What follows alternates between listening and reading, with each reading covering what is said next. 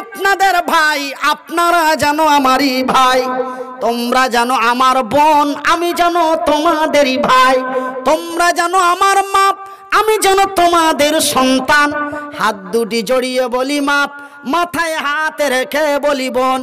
আর অন্যায় অবিচার করো না, অন্যায়ের মুখে লাথি মেরে, বাতিলের মুখে ঝাঁটা মেরে এই রমজান মাসে আমরা সুন্দর করে রোজা রাখবো। আর রোজার ইফতারির সময় আল্লাহ বান্দার দোয়া কবুল করে। ভাইজান একটু মারে বোন রে, ইফতারি তো তোমাকে তৈরি করতেই হবে। তুমি 3টার সময় চুলা না জ্বালিয়ে 2টোর সময় চুলা জ্বালো। আর খুব তাড়াতাড়ি করে ইফতারি গুলি বানিয়ে নিয়ে অন্তত 10 থেকে 15 মিনিট পূর্বে আপনি ইফতারি নিয়ে পরিবার নিয়ে বসে যান। আমার আল্লাহ তার রহমতের ফারিস্তাদের ডেকে দেখায়, দেখ রে দেখ, তোরা এই মানুষকে বানাতে নিষেধ করেছিলি, তোরা আমার এই মাটির মানুষকে বানাইতে নিষেধ করেছিলি, কিন্তু দেখ এদের আগাদিকে এত সুন্দর সুন্দর খাবার, কত সুন্দর সুন্দর খাবার, এত সুন্দর সুন্দর খাবার তারা খায় না যতক্ষণ আমার অর্ডার না হবে রে। এরা একটা খেজুরের টুকরো পর্যন্ত খাবে না রে। আমার ফারিস্তারা দে রে দে, নেকির খাতাগুলি বোঝ করে দে, দে রে দে, নেকির খাতাগুলি বোঝ করে দে। আমার বান্দা আমার বান্দিদের তারা কি চায়? এই রোজা অবস্থায় সারাদিন না খেয়ে খাবার সামনে চলে এসেছে, কি ফ্রিজের ঠান্ডা জল, কত সুন্দর শরবত, এত দামি দামি মদিনার খেজুর, এত ফল ফলারি নিয়ে তারা খায় না, শুধু আমার সূর্যের অপেক্ষা করে। সূর্যটা আমি যতক্ষণ পর্যন্ত জমিনের আড়াল না করে দেব ততক্ষণ পর্যন্ত তারা খায় না রে। আমার রহমতের ফারিস্তারা নেকির খাতাটা বার কর, আর এদের নেকি ভরপুর দিয়ে দে। নারাই দেখবে।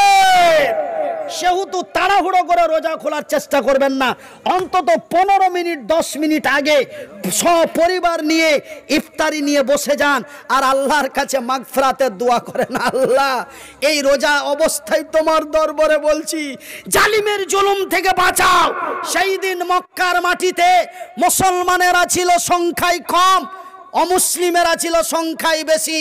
সেই দিন কাবা শরীফকে ভেঙে দেওয়ার জন্য, কাবা শরীফকে গুড়িয়ে দেওয়ার জন্য, কাবা শরীফকে শেষ করে দেওয়ার জন্য কাফের বেদিনেরা আজকে যেমন ভারতের মাটি থেকে মুসলমানদের উচ্ছেদ করে দেওয়ার জন্য সারা ভারতের অমুসলিমেরা উঠে পড়ে মুছে তেল দিয়ে ভিড়েছে, ঠিক এমনই চেষ্টা প্রচেষ্টা চলছিল মক্কা মদিনা তায়েফের মাটিতে। কিন্তু সেই দিন আজকে তো আমি মনিরউদ্দিন কোরআনের কথা বলতে পারি, আজকে তো আমি মনিরউদ্দিন দ্বীনের কথা বলতে পারি, আজকে তো আমি পর্দার বিরুদ্ধে কথা বলতে পারি, আজকে তো আমি সুদের বিরুদ্ধে কথা বলতে পারি, আজকে তো আমি মদের বিরুদ্ধে কথা বলতে পারি। কিন্তু সেই দিন মক্কা মদিনার মাটিতে আল্লাহর নবী এবং তার সাহাবীরা, আল্লাহর নবী এবং নবীর সাহাবীরা সেই দিন প্রকাশ্যভাবে দ্বীনের কথা মানুষের কাছে বলতে পারেনি। প্রকাশ্যভাবে যদি বলতে গিয়েছে, আবু জেহেল যদি জানতে পেরেছে, তার সেনাপতি কমান্ডারেরা যদি জানতে পেরেছে, তাকে তুলে নিয়ে যে উপর দিকে পা করে নিচে থেকে আগুনের তাপ দিয়ে উত্তর প্রদেশের ওই সুন্দরী মহিলাটার মতো করে পুড়িয়ে মেরে ফেলেছে। মায়ের আমার, বোনের আমার, এই ছিল মক্কার করুণ অবস্থা, এই ছিল মদিনার করুণ অবস্থা। এই অবস্থায় এই সময় ইসলাম বিজয় হয়েছে মক্কার মাটিতে। জোরে বলি আলহামদুলিল্লাহ।